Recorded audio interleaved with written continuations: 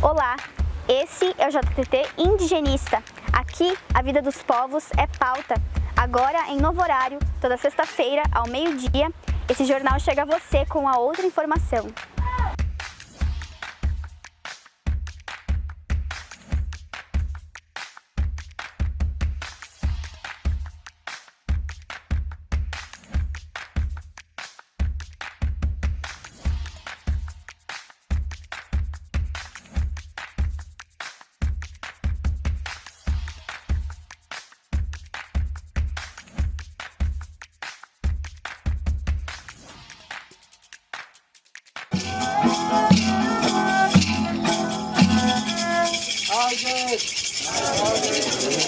Por unanimidade, 10 votos a 0, o plenário do Supremo Tribunal Federal decidiu, no dia 1º de agosto, manter a demarcação das terras indígenas com a Fundação Nacional do Índio, órgão sob a competência do Ministério da Justiça e da Segurança Pública. Com esta decisão, o STF esclarece o vínculo da FUNAI com o Ministério da Justiça e Segurança Pública, e não o Ministério da Agricultura, como a Advocacia Geral da União vinha sustentando. Para os povos indígenas, a decisão tomada pelo Pleno da Suprema Corte representa o fortalecimento da luta pelo acesso à justiça e pelo direito fundamental à terra. Estamos acompanhando o julgamento de 4 ADIs, 4 ações diretas de inconstitucionalidade, que discutiam um ato do governo federal do Poder Executivo, portanto, que editou medida provisória retirando a competência de demarcação de terras indígenas da FUNAI e colocando sob a responsabilidade do Ministério da Agricultura, Pecuária e Abastecimento. Da mesma forma como tira a FUNAI do Ministério da Justiça e joga sob a guarda, digamos, do Ministério Ministério dos Direitos Humanos, da Família, sob a responsabilidade, então, ou a administração da ministra Damares. As 4 ADIs foram analisadas sob o ângulo de um referendo ou não de uma medida liminar já deferida pelo ministro Barroso, que suspendia, portanto, os efeitos dessas medidas provisórias, como eu disse, do mérito. Então, por 11 votos a 0, manteve-se a decisão liminar, assegurando que a competência para demarcar e instruir processo de demarcação são da FUNAI, bem como a FUNAI volta para a guarida e a administração, digamos assim, do Ministério da Justiça de responsabilidade do Moro.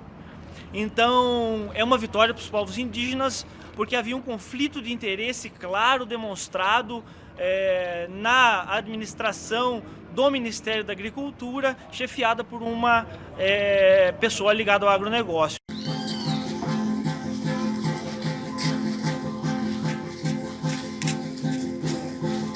O CIMI Regional Sul manifestou seu repúdio e preocupação em função dos atos de vandalismo praticados contra a exposição de artes indígenas na terceira MBAI, Mostra Regional de Artes Plásticas, realizada no Centro Cultural de Embu das Artes, em São Paulo.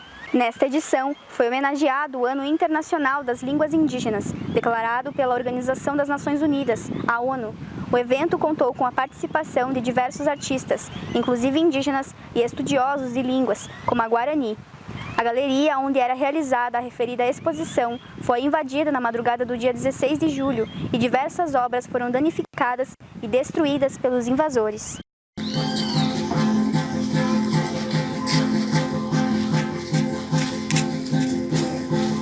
No mês de julho, o Conselho Indigenista Missionário realizou sua Assembleia Geral com membros e convidados. Entre os temas refletidos, a situação dos Boi-Bororô, da terra indígena Jarudori, no Mato Grosso, foi colocada como uma situação que exige ações imediatas de segurança. Após a decisão e publicação da sentença pela Justiça Federal de Rondonópolis, no dia 28 de junho, reafirmando o direito dos indígenas Boi-Bororô a seu território tradicional, reacendeu a tensão provocada pelos não indígenas que permanecem na terra indígena ou possuem interesse sobre ela.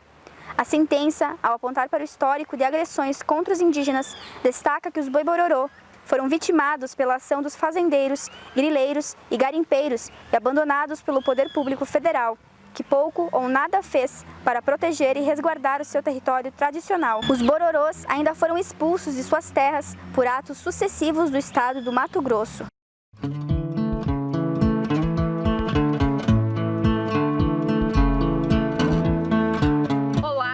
sua terceira temporada, o programa Vida em Resistência se transforma em uma grande reportagem mensal sobre a cultura e as histórias dos povos indígenas do nosso país. No segundo domingo de cada mês, antes de começar a semana, a partir das 20 horas, você confere no portal Desacato e Redes a primeira grande reportagem seriada da Cooperativa Comunicacional Sul e CIMI, o Vida em Resistência.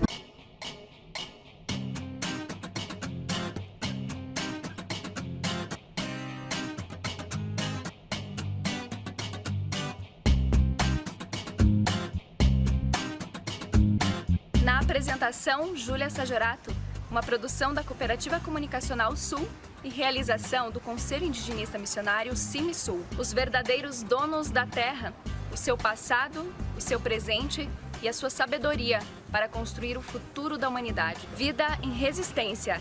Desacato 12 anos, somando vozes.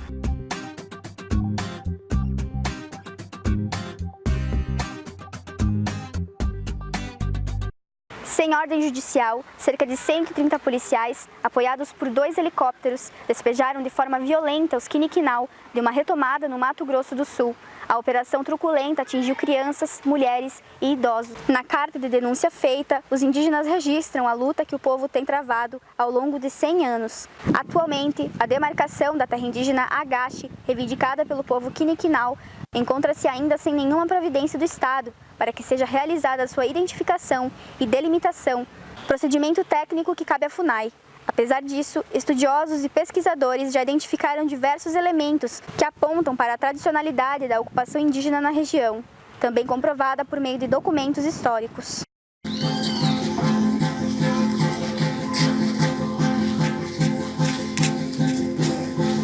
Entre os dias 29 e 31 de julho, aconteceu o encontro de mulheres Mibiá-Guarani, na área indígena Estiva, em Viamão, no Rio Grande do Sul. O encontro discute a importância das mulheres na luta do povo Guarani por seu direito à terra, à vida, à cultura e à medicina tradicional. As mulheres também se articulam e estão em sintonia com a Marcha Nacional das Mulheres Indígenas, que acontecerá de 9 a 13 de agosto, em Brasília. Fizemos encontro de mulheres sobre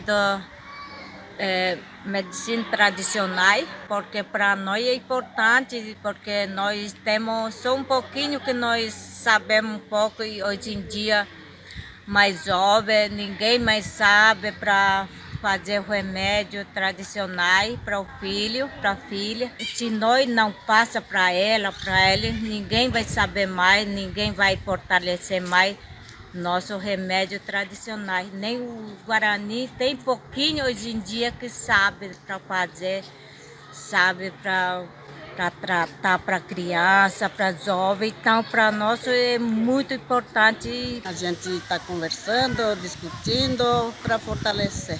Não é porque a gente está resgatando, é para fortalecer. Mas para todos os Guarani que existem no Brasil. Tem muitas pessoas que gostam de ouvir, entender e saber também, né? Porque sabedoria que a gente tem que passar para os parentes, né? Ficamos por aqui com mais uma edição. Toda sexta-feira, ao meio-dia, receba o primeiro jornal com pautas indigenistas do Brasil. Apoie esse projeto, visite nosso site desacato.info e contribua com a outra informação. Desacato 12 anos, somando vozes. Tchau, gente!